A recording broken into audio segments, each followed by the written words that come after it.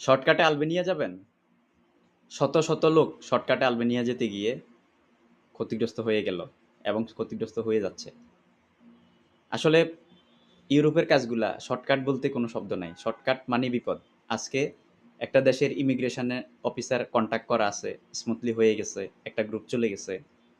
কালকে যে ওই ইমিগ্রেশন অফিসার ধরা খাবে না, ধরা পড়বে না, তার কোনো নিশ্চয়তা নাই।